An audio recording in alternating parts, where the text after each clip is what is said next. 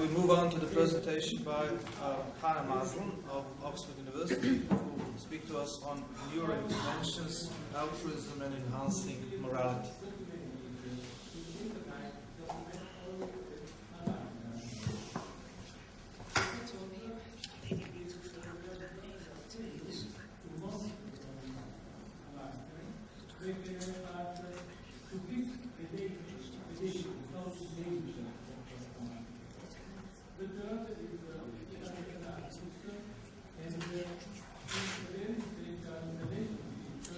Okay, hello. So yesterday a question was asked, I think it was actually by Sarah Chan, about the possibility of somehow self-conditioning moral behaviour. And what I'm going to do in this presentation is to explore a version of this possibility, particularly focusing on the question of whether agents who underwent some type of moral intervention like this could be as praiseworthy for the acts that resulted as they would have been had they performed them in the absence of the intervention. So the aim of this paper is not to argue that such an intervention as the one I described should be pursued, or that it would even be practically possible at the moment, but rather to try to tease out what it is that makes an act, and particularly acts of altruism, which I'm going to focus on, morally praiseworthy. So I'll just start by, actually, we can probably pass this very quickly. So we've heard the point made a few times over the last few days that what constitutes moral enhancement, of course, depends on your account of right action, and that there's disagreements about which account we should accept, and so that the effect of an intervention on one account may count as a moral enhancement, but not on another. So it's also been suggested a few times that, that something like altruism seems like a moral disposition or a motivating trait that cuts across a lot of these, lots of different accounts. So I'm just going to assume, for the sake of argument, that a willingness to put aside one's own interests for the interests of others is something that's usually morally good. So here we've got a few definitions of altruism, and in particular focus on the second two, so one from philosopher Nagel and one from psychologist Maslen. And as you can see from these, the recurrent features are that the act must be performed to further the interests of another, and that this act is not performed as a means of attaining some other goal that would benefit the agent. So the welfare of the other must be the ultimate goal. And so these sorts of motivations are usually contrasted with egoistic or self-interested motives, perhaps such as gaining a financial reward or social approval, and so that when behaviour is motivated by these motives, it's not something that we want to call altruism. Okay, I was going to tell you what I'm going to do, but I think I'm just going to do it. We'll just start by putting a few more, looking a little bit more closely at what we mean by altruism. And in both the psychological literature and some of the philosophical literature, there's a distinction drawn between pure altruism and impure altruism. Both of these are focused on the motivation of the agent when he's performing the putatively altruistic act. And so pure altruism involves only motivation that is aimed at advancing the other's well-being. And this could be from an emotional concern, so empathy, or it could be motivated by a sort of more intellectual commitment to the value of the welfare of others.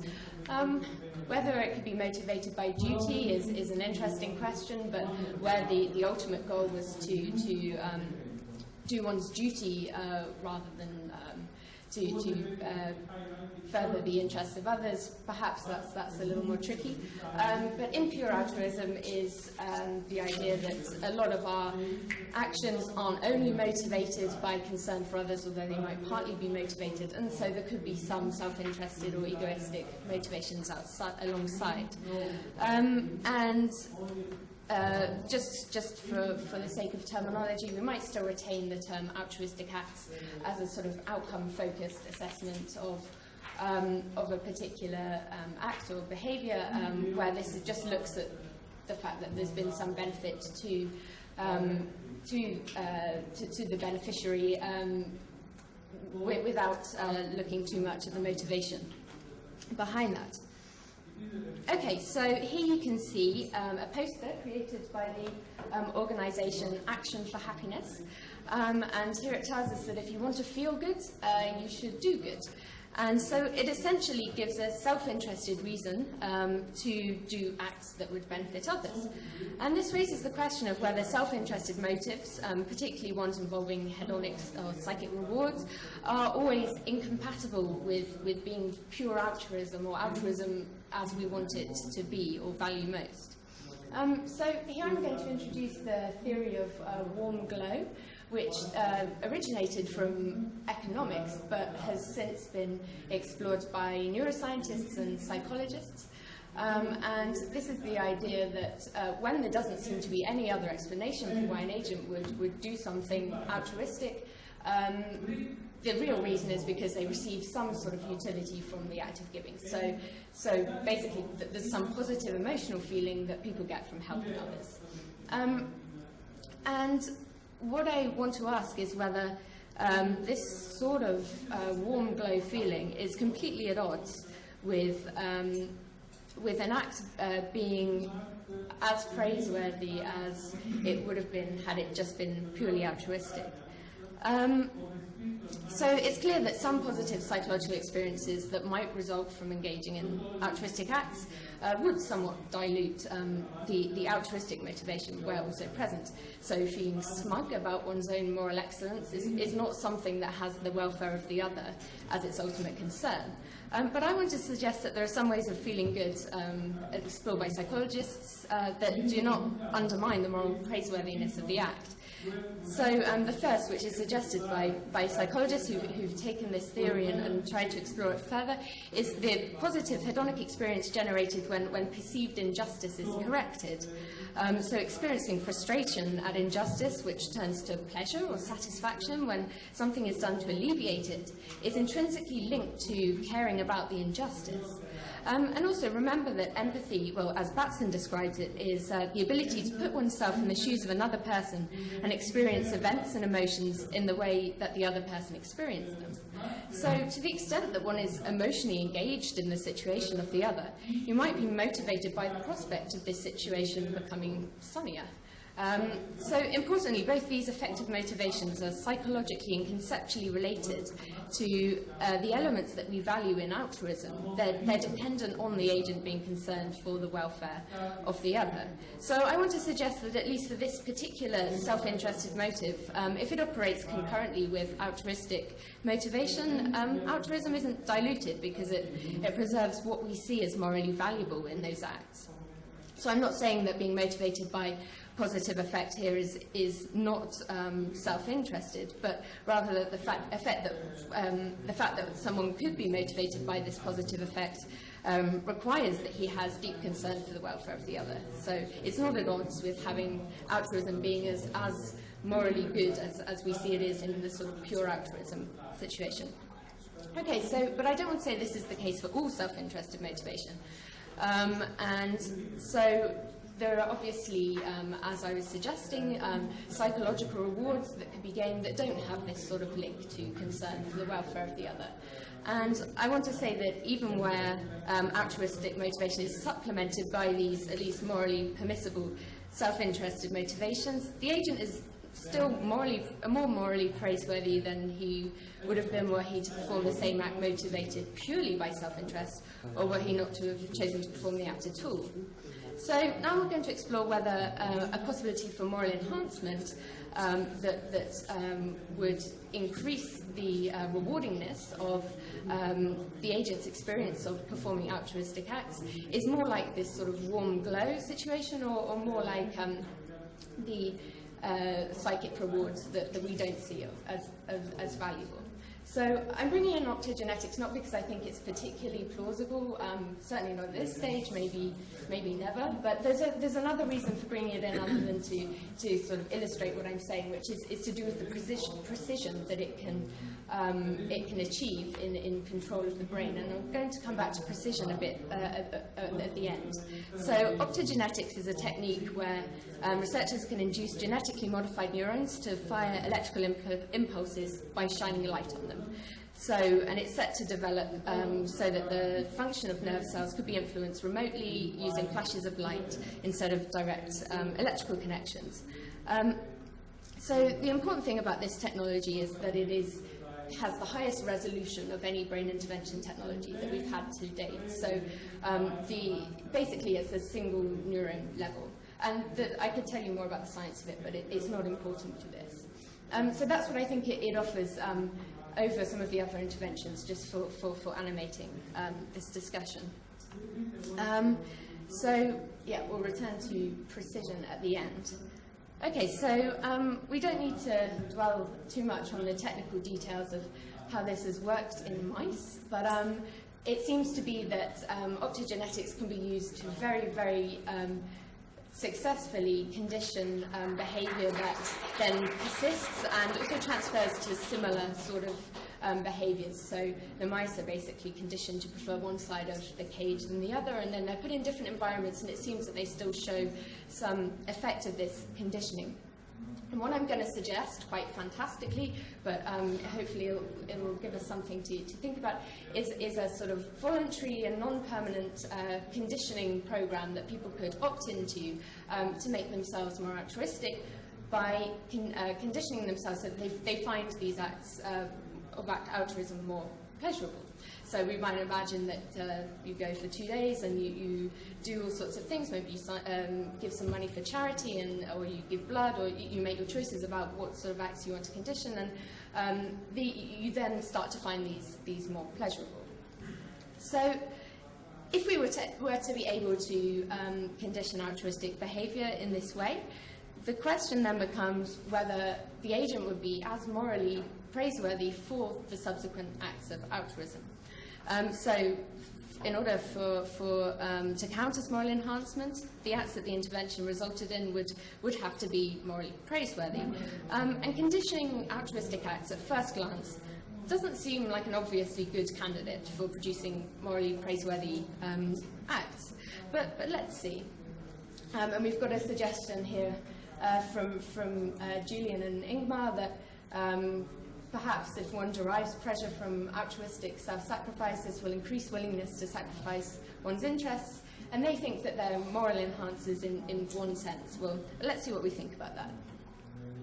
So first, the obvious first point is that we should acknowledge that there's a morally relevant difference between feeling good about the consequences of one's action, as in the experience of warm glow, and just simply feeling good.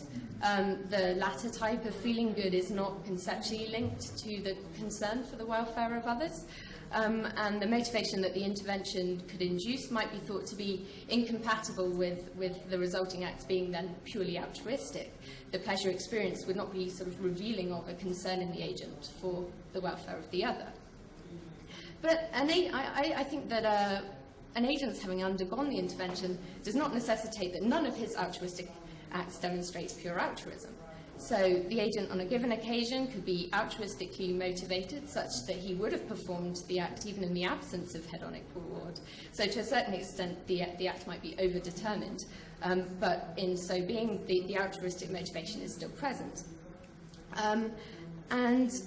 If we imagine that equally there could be agents who pursue altruistic acts because of the hedonic reward and because of other egoistic or self-interested motives, well, this doesn't change anything, it's just still not very morally praiseworthy. So the acts of particular interest then are those that are motivated in part by altruism and in part by the hedonic rewards conditioned by the intervention. They're acts ostensibly born of pure altruism, but I'm going to argue they're still as morally praiseworthy as acts of pure altruism. And so that an intervention like this, which facilitates such acts, could be seen as a moral enhancement. So the first point is that even if the agent would not have performed a particular altruistic act but for the intervention, he still chose to undergo the training that would increase his sort of net motivation to perform acts that he wants to pursue for their own sake, acts that preserve or improve the welfare of others. So in the language of Batson, the agent's ultimate goal, his end, is the welfare of another. He's simply taken measures to make it more likely that he will achieve this goal. so making the act rewarding, even to some extent pursuing the reward, but this is a means via which he can achieve his ultimate goal. And if we consider Nagel's definition, altruism required a willingness to act in the consideration of the interests of other persons without the need of ulterior motives. So at first this might seem to rule out our reward-motivated agent as displaying altruism, but if we really think about what willingness means, we can question this. So if willingness means something like a motivational capacity or a propensity, then it's clear that the reward-motivated agent is not without the need of ulterior motives. But if, however, we understand willingness to mean something more like a desire or commitment to act in the consideration of the interests of other persons, then we can imagine that whilst the agent needed ulterior motives to help him act on or fulfill this desire or commitment, his coming to have the commitment or desire did not involve ulterior motives. And we might compare this motivational reward with the ordinary ways people reward themselves as a way of motivating themselves to pursue their goals. So sometimes we promise ourselves rewards even when our ultimate goal is to help others. So for example, I might promise to myself that if I go and donate blood, then I can have 2 pints of Guinness afterwards. And if I do this as a way of motivating myself to achieve my ultimate goal of giving blood, so it's still, if my ultimate goal had been to drink Guinness, then I would have just gone to the pub and skipped giving blood. So it's using this the pleasure I would get from drinking Guinness as a means to achieve my ultimate goal. It might be argued that the ability to promise myself rewards in a way that's effective takes self-discipline, whereas experiencing a reward that's been conditioned in me happens without my trying and so is less morally commendable. But whilst this is true that being able to make oneself act to obtain a reward requires commendable self-discipline, our hypothetical intervention also required self-discipline to choose to do it and to undergo it. So indeed, if there were concerns about the moral value of effort, I'd suggest that it doesn't make a difference at what time the effort is made if it is aimed at the altruistic goal. So instead of, in the language of John Harris, summoning up the blood at the time of the altruistic act, the agent does so at the time of the training. And we might possibly think about this as a kind of second-order altruism. So the agent has to altruistically make himself more, maybe impurely altruistic. But I think it still looks like something that we see as morally praiseworthy. Okay, so I'm going to skip those because we can talk about them more in the questions if you want, because I actually want to get to this point, which I think has come up a lot in the conference, and it's the reason why I included optogenetics in my talk, even though it's very fantastical. There seems to be something paradoxical about the precision that technology can offer. It seems that it can make projects of moral enhancement both more justified and less justified. And here's why I think so. So the importance or justifiability of an intervention is in part dependent on the extent to which it is in fact a moral enhancer. So blunt or imprecise interventions will sometimes give us the wrong outcome and so may not be justifiable. And we can remember the examples given of the overly sympathetic judge and the need for aggression in some contexts. And so there are 2 quotes here, one from Tom and one from John Harris, saying that what is necessary is the fine-tuning of certain emotions in a person's specific way that is sensitive to, and I'm thinking maybe that this is the same as appropriate for prevailing circumstances. And Harris says something similar, that we need to make sure basically it's in line with sound morality. So the complaint is that the biotechnologies on offer are too blunt, and even where they have only and always the desired effect, this effect might not always be better in terms of morality. But precision technologies like optogenetics, in virtue of being able to attend to the particular agent in very particular ways, runs into other problems. So increasing the likelihood that we're justified in intervening by being able to ensure that the agent does a very precise thing, we risk becoming less justified because we're then more closely serving the mandate of a particular account of morality with which others might disagree. And so, well, we might think the answer is to give complete control to the agent. There has to be some limits on what we allow people to use the technology for. So whilst increasing altruism, for example, will generally hit on more right action probably than bad, having so much precision in the technology requires working out the right answer in each situation, which is problematic if we want to preserve disagreement about morality. So I'm going to end there. Thank you. Again, let's start with 2 or 3 questions. Tom and Rob, and then we will. Thanks. Just a couple of small things. One is, I wasn't quite sure why you thought that something would have to increase moral praiseworthiness to count as a moral enhancement. It's not obvious that the goal of moral enhancement should be to increase moral praiseworthiness, and maybe one way to bring that out is to think about what some Kantian views about moral worth and moral praise might imply. They might imply that we should actually sort of introduce an aversion to altruism and then override that using kind of deliberative baskets, and that would make us most morally praiseworthy. Yeah. That's the first thing. And the other thing was just about this tension between precision and respecting moral disagreement. So I wondered if there was really a tension there, because you might think there's some sort of kinds of change, psychological change that we could undergo that would sort of maximally respect moral disagreement. So we kind of, I don't know, we would kind of try and find some moral enhancement that could be accepted by adherents of as many different moral views as possible. So I think we would have to be very precise about thinking about that. Sure. Okay. Yes. So I think you're right, and so perhaps enabling people to think better about moral questions is one such example, right? Where we think that's uncontroversially good, but I think this isn't always the case, and I think that